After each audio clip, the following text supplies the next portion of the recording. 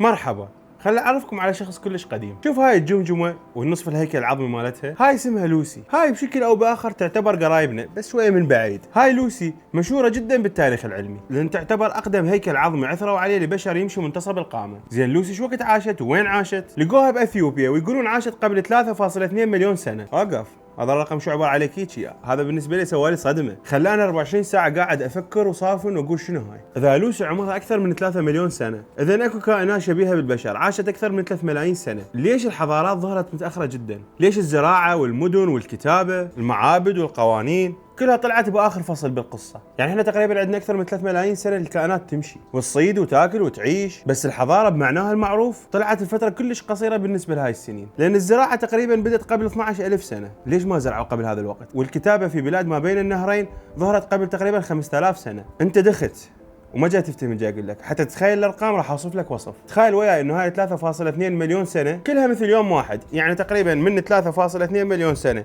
لحد 2026 هاي 24 ساعه، فالزراعه طلعت تقريبا باخر 5 دقائق من هذا اليوم، والكتابه ما تطلع الا باخر دقيقتين تقريبا. وهنا السؤال بدا يقوى عندي، شنو صار بهذا اليوم الطويل؟ ليش الحضاره وصلت باخر الدقائق؟ وليش البشريه احتاجت ملايين السنين حتى مو يصير بس بشر يعيش، بشر يكتب ويزرع ويسال ويصنع فن وحضاره؟ شنو القصه؟ معقوله كانوا بس اجسام تتطور؟ لو اكو لحظه صار بيها شيء اعمق من تطور الانسان؟ راح اقول لك اني، بس قبل لا ندخل بالموضوع لازم اوضح لك شغله ونتفق عليها.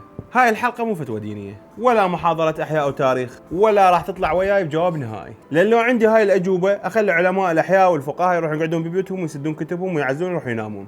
هاي الحلقة عبارة عن تساؤلات عاشت وياي من كل الطفل كلش صغير، انه النبي ادم عليه السلام شنو موقعه من قصة البشرية؟ هو بداية البشر بالجسد لو بداية الانسان بالوعي والتكليف؟ انا لي زايد وهذا برنامج بلس، وقبل لا يبدي الانترو لا تنسون تشتركون بالقناة. وها نسيت اقول لكم شيء، ترى حلقات الرياضة كانت على مود كاس العالم، وهسه كاس العالم بعد خلص خلصت حلقاتها، وانا عندي كلش هواي مواضيع اشاركها وياكم. That's not civilization. Civilization is how you contact the other people. Do you know how to love? Do you know how to care? This is civilization. احنا بالعربي مرات نستخدم كلمتين، مرة نقول بشر، مرة نقول انسان، بس خلينا نفكر هو شنو الفرق بيناتهم؟ خليني اوضح لكم نقطة مهمة من اصل اللغة العربية اللي هو القرآن نفسه. القرآن استخدم الكلمتين، استخدم البشر واستخدم الانسان. لما القرآن يحكي عن الخلق الجسدي، عن الطين، عن الشكل، عن الهيئة، يستخدم كلمة بشر، مثل قوله تعالى: وإذ قال ربك للملائكة إني خالق بشرا من صلصال من حمأ مسنون. والبشر هنا بتعبير يعني الجسد، الكائن الظاهر اللي مخلوق من مادة الأرض، وبعدها مباشرة تجي مرحلة ثانية بقوله تعالى: فإذا سويته ونفخت فيه من روحي فقعوا له ساجدين. يعني أولا سوى الجسد ثم نفخ الروح، فيصير الانتقال من بشر إلى إنسان مكلف. وهنا حسب قراءة لكاتب مهم ألف كتاب اسمه أبي آدم، والكاتب مصري اسمه عبد الصبور شاهين، طلع بالخلاصة وقال إنه كلمة بشر تجي بمعنى الهيئة البشرية الظاهرة، بس القرآن من يستخدم كلمة إنسان غالبا يدخلنا بمنطقة أعمق، الوعي والابتلاء، الاختيار والأخلاق والشكر والكفر، مثل سورة الإنسان. هل أتى على الإنسان حين من الدهر لم يكن شيئا مذكورا إنا خلقنا الإنسان من نطفة أمشاج نبتليه فجعلناه سميعا بصيرا إنا هديناه السبيل إما شاكرا وإما كفورا.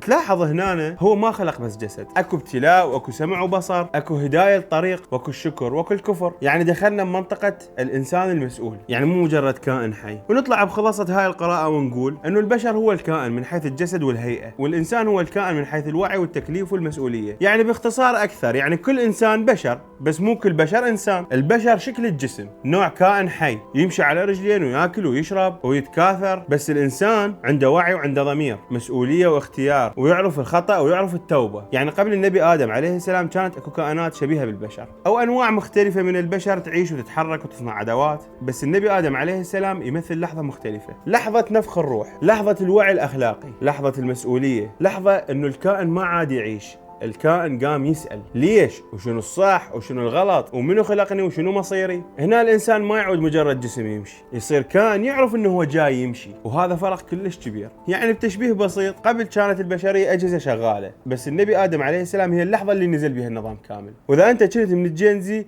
انتبه، خلى فهمك قبل لا تسرح مني. البشر قبل كانوا نسخة ديمو، بعدين رب العالمين نزل نسخة منهم فول فيرجن، وهذا التشبيه بس للضحك حتى فهمكم، يعني لا هو وصف علمي ولا هو وصف ديني. وها ما اقصد انه البشر القديم كان غبي او ساذج او عنده نقص، لا حبيبي، لان نياندرتال قبل ما كان مجرد وحوش متحركة وتكسر بالحجارة، هم كانوا نوع بشري قديم وعاشوا مئات الاف السنين، وكانوا يصنعون ادوات ويصطادون، واكو ادلة هواي تشير الى انهم كانوا يعتنون بالمرضى ويدفن موتى، وهذا دليل على انه كان اكو سلوك اجتماعي معقد. يعني لا تتخيل نياندرتال واحد لابس جلد نمر يركض بالغابة وسب لا مو هيك السالفه. لا حبيبي، ذول كان عندهم حياه وخوف وعائله وحتى ادوات رسم على الكهوف. بس يبقى سؤال، هم عندهم ذكاء انساني؟ هم عندهم نفس التكليف الديني اللي كنا نحكي عليه من نذكر النبي ادم عليه السلام؟ لان هنا راح يدخل الايمان، وهنا يطلع لك واحد من جو الميز يقول لك وداروين لعد. شوف صديق، اول شيء داروين ما يفرق بيناتهم، ويقول ماكو بشر وانسان، هو اكو شيء قديم اسمه نياندرتال تطور صار هذا الانسان الموجود هسه، وهذا غلط مو انا اقوله. الدراسات الغربيه والامريكيه طلعت جايبه قالت هذا حكي قديم، واللغه يعني هذا الحكي ما موجود بعد، وقالت هاي كانت مجرد فرضيه يعني، ولازم تفرق بين الفرضيه والنظريه. بينما الصح لازم تقول انه التطور موجود من ملايين السنين، بس مو تطور عبثي، لا كان تطور موجه، والله هو المبرمج، وكل فتره ينزل ابديت حسب حكمته. والفكره هاي موجوده بعلوم غربيه، اكو شيء اسمه انتليجنت ديزاين، يعني التصميم الذكي، ويقولون اكو تطور من ملايين السنين واكو عقل يحرك كل هذا، بس ما جاي نفهم شلون. بس جواب هذا السؤال موجود بالفلسفه الاسلاميه القديمه عند الفارابي وابن رشد، الفوا كتب بها كلام عن مراتب الكائن الانساني، وقالوا مراحله هي جسد ثم عقل ثم روح. فتفهم انه اول انسان ادم او اول بشري ما نعرفه، بس اقدم شيء لقيناه هو لوسي، وقلنا اللي عاشت قبل 3 مليون سنه. بس يبقى السؤال عند العلم مجهول، انه شلون صار هذا التغيير؟ والفلسفه تسال ليش اعطى الروح والتكليف والمعنى؟ وهنا لازم نفرق. العلم يقدر يدرس العظام، يقدر يقيس العمر، ويقدر يقارن الدي ان اي، ويقدر يفرق انه هذا النوع عاش قبل ذاك النوع، ويقدر يقول انه الزراعه بدت قبل 12000 سنه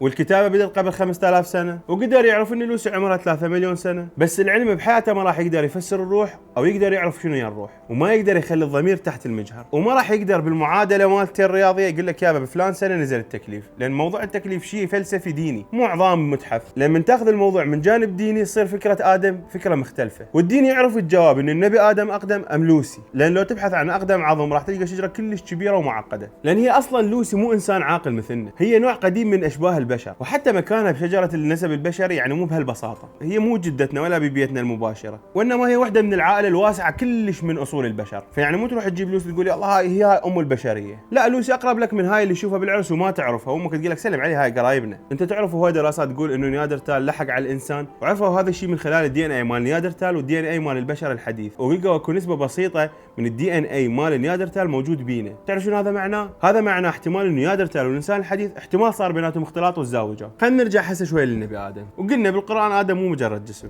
لان انذكر بالقران مع النفخ مع الروح وتعليم الاسماء والسجود والتكليف والخطا والتوبه. فقصه النبي ادم من البدايه مو قصه عظام ولا قصه شو وقت اجى الارض، لان ابسط شيء رب العالمين يقول لك علمه الاسماء وعلمه التكليف، يعني احتمال هو اصلا نزل للارض ويعرف اللغه. وهاي الاسماء هي مو مجرد قاموس مثل ما تتخيل، الاسماء تعني القدره على تسميه الاشياء، واللي يسمي الاشياء يفهمها، واللي يفهمها يقدر يتعامل وياها، واللي يتعامل وياها راح يقدر يختار ويميز بيناتها. يعني الانسان يصير انسان من يصير عنده لغه ومعنى. وهنا يصير الفرق بين كائن ياكل اي فاكهه يلقاها وكائن يختار الفاكهه اللي يريد ياكلها، ومنها تبدا الدراما البشريه كلها، واللي اهمها الذنب والتوبه والندم والمسؤوليه. ولهذا ادم مو اول واحد بالقصه، النبي ادم هو اول سؤال اخلاقي، لان صار انسان يحاسب على طريقه عيشه. وها نسينا اكو شيء مهم بالقران الكريم، اكو ايه تقول وإذ قال ربك للملائكة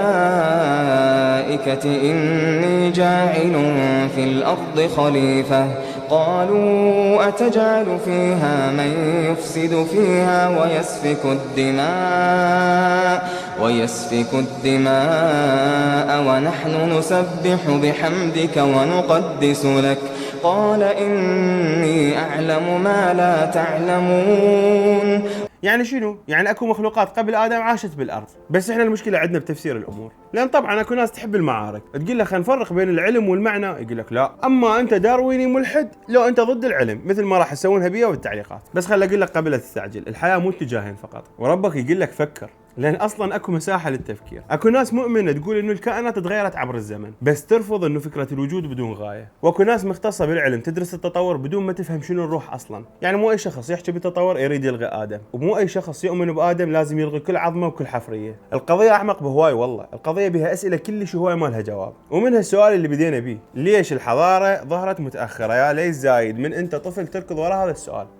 ليش اكو تاريخ من ملايين السنين الكائنات تشبه البشر وكل شيء ما سوى، ولحد ما فجأة زرعوا وكتبوا وقوانين وكذا؟ الجواب العلمي يقول ما كانت اكو فجوة، بالعكس كان اكو تطور بطيء. اكو تراكم طويل جدا، ادوات حجرية والنار والصيد وهجرات وتجمعات ورموز، دفن وفن بدائي ولغة تتطور، والعقول بدأت تكبر والبيئات تتغير، وبعدين مع نهاية العصر الجليدي المناخ صار اكثر استقرارا، فبدأت الزراعة تقريبا قبل 12000 سنة، ومع الزراعة صار الاستقرار وتكونت الحضارات. يعني الفجوة موجودة بس العلم يقول مو فجوة فارغة. يعني مو هاي 3 ملايين سنة كلها قاعدة منتظرة منه يخترع الخبز. هسه خلق لكم الجواب الديني شو يقول، انه النبي ادم هو بداية المعنى، بداية السؤال، بداية التكليف، بداية الانسان انه من يخطئ يقدر يتوب، بداية انه الكائن ما يكون فقط حي بل يكون مسؤول. وهنا هي الجملة الاهم، النبي ادم مو بالضرورة يكون بداية كل شيء بالجسد، لكنه بالايمان هو بداية الانسان اللي يعرف يوقف امام الله. وهاي القراءة العلمية ولا القراءة الدينية مو كل الناس راح تقبلها، وللعلم اكو قراءات دينية ثانية تقول انه ادم هو اول البشر بالجسد وبالروح معا، واكو ديانات تروح بابعد من هذا وتقول اكو حياة اخرى ما نشوفها مثل حياة الجن، وهذا الشيء ما تقدر لا تأكده ولا تنفيه، لان ببساطة قبل اختراع المجهر ماكو واحد كان يعرف اكو حياة كلش صغيرة مثل الخلية، ومن انت عايش برحم امك مستحيل تتخيل اكو عالم برا بطن امك. هذا رأي ديني، والرأي العلمي يروح ابعد من هيك همينه، يقول اكو حضارات صارت وانتهت قبل الحضارة مالتنا واختفت تحت المحيطات او تحت الصحاري وكل صعب نقدر نوصل إلها، ويحاولون يثبتون هذا من خلال الاهرامات، ويقولون هاي تقنية مستحيل احد يقدر يسويها قبل 4000 سنة او 5000 سنة، ويقولون لا اكو حضارة اقدم بهواي من هذا التاريخ سوت الاهرامات، وماكو شيء يثبت انه اكو حضارات عاشت قبلنا، بس هو ممكن يكون هذا الشيء موجود. وهاي عركة وخبصة بين العلماء والمفسرين والمتدينين والمفكرين والفلاسفة، وصارت لك بوكسات. بس قيمة هاي القراءة انه انت تحاول تفهم السؤال بدل ما تشرد من يمه، لان السؤال منو ابونا مو سؤال بسيط، هو سؤال عن العظم والروح، عن المختبر والجامع، عن الحفرية والآلية، عن الجسم والمعنى. والسؤال يبقى مفتوح، هل النبي آدم هو بداية القصة؟ لو لحظة اكتمال القصة؟ هل هو أول فصل؟ لو هو الفصل اللي صار به الكائن ذو الروح المسؤولة؟ والسؤال اللي يحير، هاي 3 ملايين شنو صار بيها؟ وانا اسف لان ما انطيتك الجواب، لان لو كان معروف كان اكيد وصل لك ووصل لي. واذا بعدك محتار نقدر نسال قرايبك لوسي، بس لا تكثر عليها بالاسئله، صارت 3 ملايين سنه ساكته كانها ما تحب الحكي. وهاي الاسئله كلها راس سنين وما لقيت لها جواب علمي، بس لقيت لها طمانينه دينيه، والحكيتها هي مجموعه من رؤوس اقلام لقيتها بعد بحث طويل، وهذا البحث حبيت اشاركه وياكم، وممكن تكون مقتنع به وممكن لا. وبس، انا ليث زايد وهذا برنامج بلاس، واذا وصلت لي جاي لا تنسى تشترك بالقناه وتفعل زر الجرس وتطلع كل الحلقه وتشاركها ويا اصدقائك، وفي امان الله.